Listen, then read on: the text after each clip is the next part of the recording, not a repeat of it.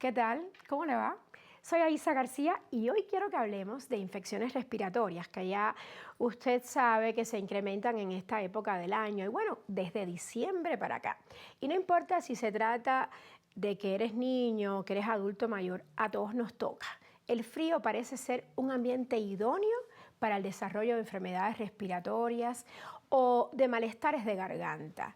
Y bueno, son muchísimas las preguntas que nos han llegado a la cuenta de @IsaEntrevista, que es la cuenta oficial del programa, pero estamos de suerte porque tendremos hoy con nosotros a una experta. Es la doctora Isabel Villegas Mota, infectóloga pediatra y también es jefa de la Unidad de Enfermedades Infecciosas y Epidemiología del Instituto Nacional de Perinatología de México.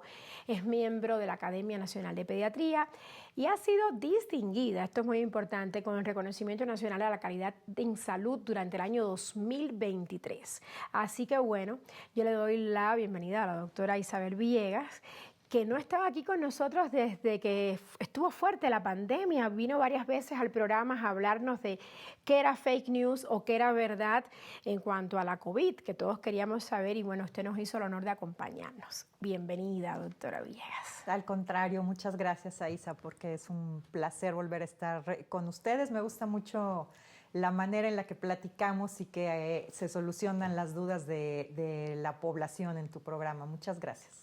Gracias, doctora. También a usted. Y bueno, ha aumentado la COVID de pronto, al menos aquí en México. Y bueno, lo vemos, conocemos amigos, compañeros de trabajo que de pronto, bueno, tengo COVID, no puedo salir a la calle.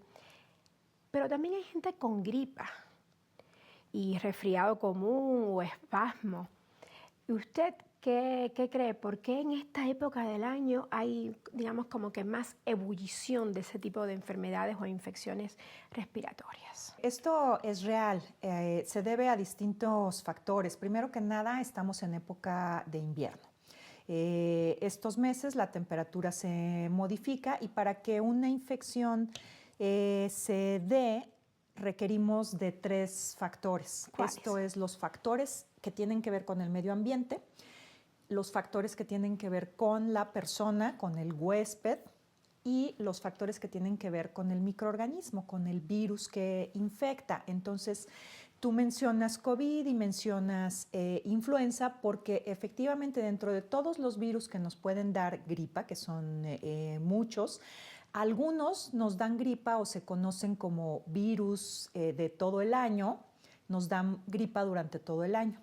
Pero específicamente en invierno hay estos virus que conocemos como invernales o de temporada invernal, dentro de los cuales principalmente está COVID, está influenza y voy a agregar virus sincicial respiratorio. Cierto. Son los 3 principales virus que encontramos, aunque también tenemos infecciones por otros como rinovirus, adenovirus, metaneumovirus, virus para influenza. Ahora, para ponerlo sobre la mesa, estos 3 que usted mencionó, la COVID, la influenza y el virus sincicial, ¿cómo diferencio cuál de los 3 puedo tener?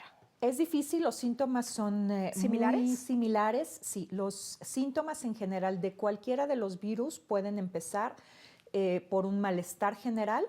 Como lo que decimos cuerpo cortado. Exacto, lo que la gente nos refiere como cuerpo cortado o cansancio, fatiga, sueño, decaimiento. Esto es como el mal estado general, ese sentirse mal nada más. Y por algunos síntomas específicos que pueden ir, y a mí me gusta mencionarlos a veces de arriba hacia abajo para que la gente vaya identificando. Entonces pueden ser desde el ardor de ojos o el lagrimeo de ojos o los ojitos rojos, la secreción nasal, que esta puede ser, el moco puede ser espeso o puede ser muy fluido.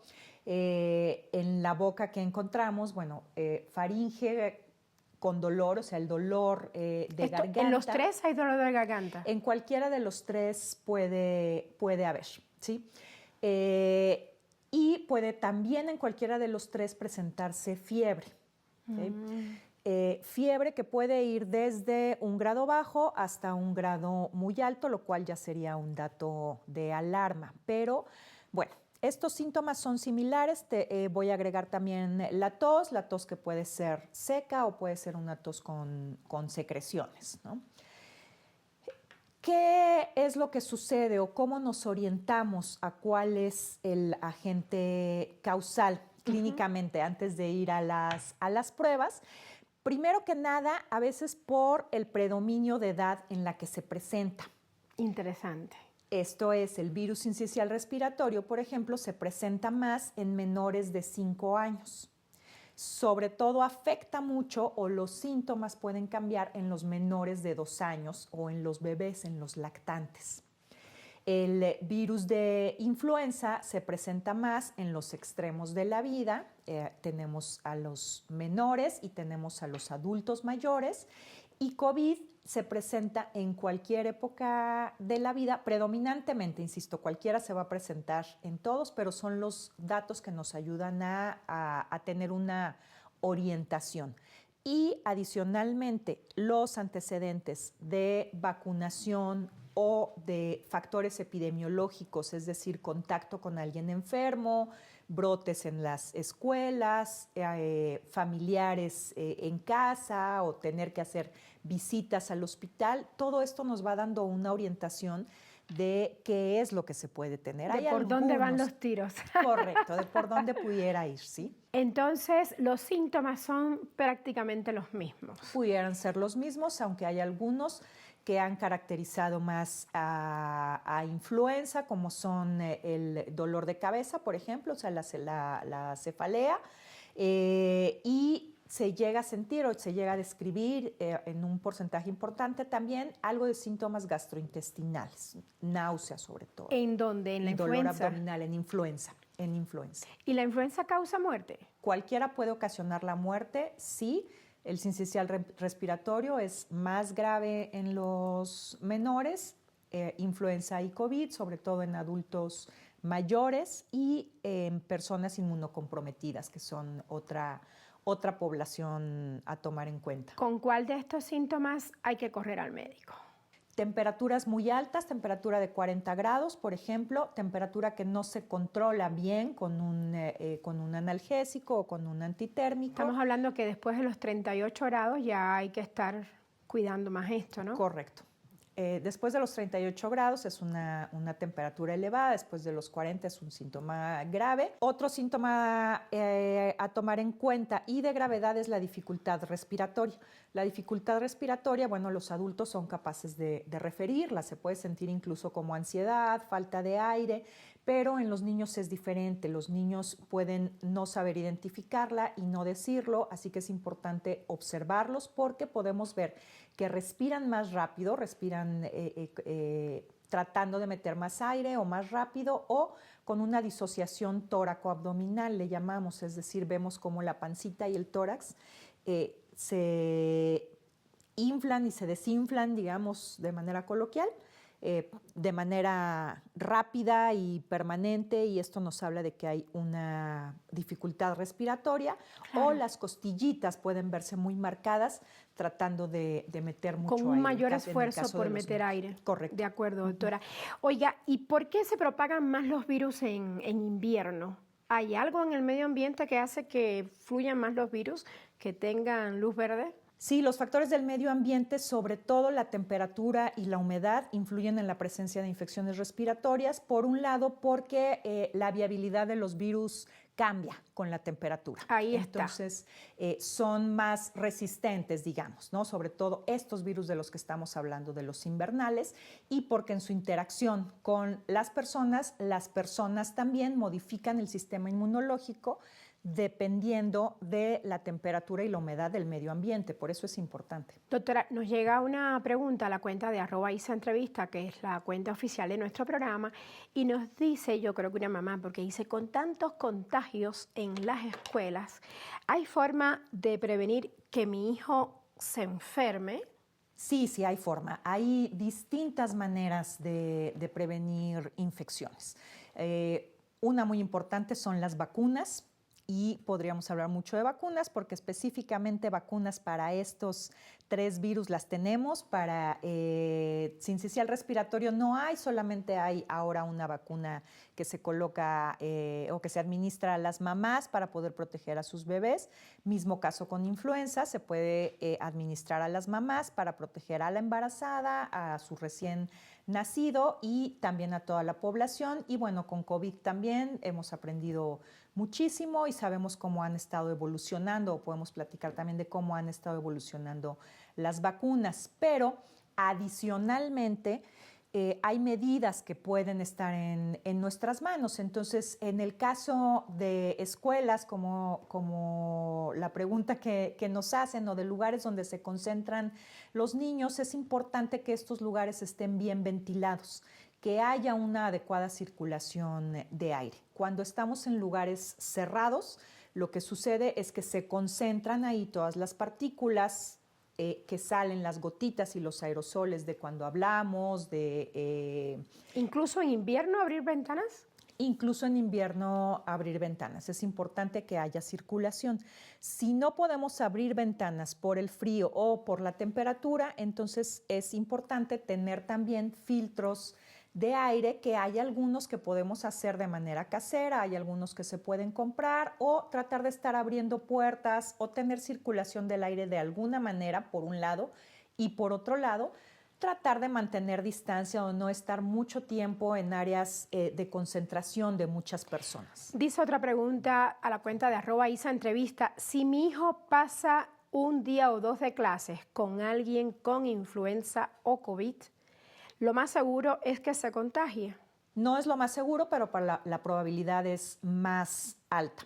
El virus sincicial, ¿cuántos días dura en un niño menor a 5 años? El virus sincicial tiene una eliminación que puede llegar a ser muy grande. Se han descrito hasta 21 o 30 días todavía de eliminación del virus. En general, de 7 a 14 días, todos los virus respiratorios es lo que consideramos como promedio. Entonces, doctora, para la influenza y la COVID, usted hablaba de la vacunación. ¿Es importante hacerlo cada año? Con influenza ya tenemos definido desde hace muchos años, sobre todo a partir de la pandemia de 2009, de manera anual se preparan las vacunas de acuerdo a las variantes de influenza que van a estar circulando, y esa es la vacuna que tenemos que ponernos. Esa es la razón por la cual cada año tenemos que hacerlo, porque cambian las variantes. Entonces, tenemos que estar preparados. Desde los meses de septiembre y octubre más o menos se liberan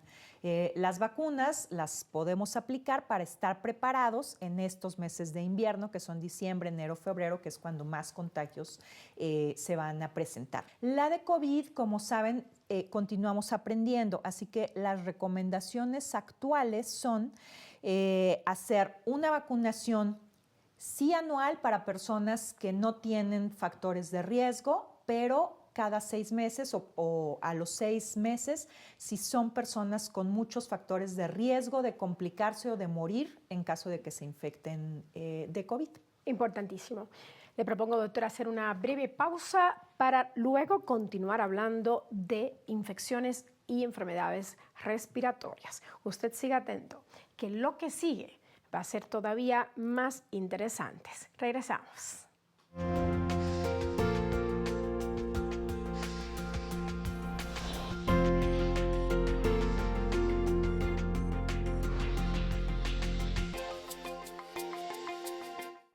Estamos de vuelta para continuar esta plática sobre infecciones respiratorias, y nuestra invitada es la doctora Isabel Villegas Mota, infectóloga pediatra, y hablábamos de qué pasaba con los niños, con los adultos mayores, pero nos llega una pregunta ahora sobre las mamás que esperan bebé o las mujeres que esperan bebé, y qué pasa si estando embarazada contraen cualquiera de estos virus respiratorios o una simple gripa. ¿Pueden vacunarse? Sí, es importante que si están embarazadas, ante cualquier síntoma, sí busquen orientación médica, porque las infecciones respiratorias en las embarazadas pueden complicarse. Esto es debido a factores como tan solo anatómicos, ¿no? El embarazo hace que crezcan el útero y eso hace que se compriman, por ejemplo, los pulmones y eso evidentemente va a cambiar la dinámica respiratoria. El factor inmunológico también o de defensa en el embarazo cambia porque estamos tratando, embarazadas, de no rechazar a un bebé que está creciendo, ¿verdad? Con la mitad de un material genético que no es el propio. Entonces, hay cambios inmunológicos, hay cambios también vasculares, o sea, la sangre, la irrigación que tiene que llegar al útero cambia, entonces todo eso modifica la respuesta a las infecciones respiratorias. ¿Y qué pasa si la gripa o la COVID o la influenza te da cuando nace el bebé y tú tienes que estarlo amamantando? Depende del momento del embarazo en el que se dé. A ver, los primeros 3 meses o los primeros 6 meses, ¿cómo lo dividimos? Correcto. Si nosotros tenemos una infección por cualquiera de estos virus respiratorios, cuando estamos en el primer trimestre del embarazo, con lo que tenemos que tener mucho más cuidado hasta determinada semana es con los medicamentos que se van a tomar.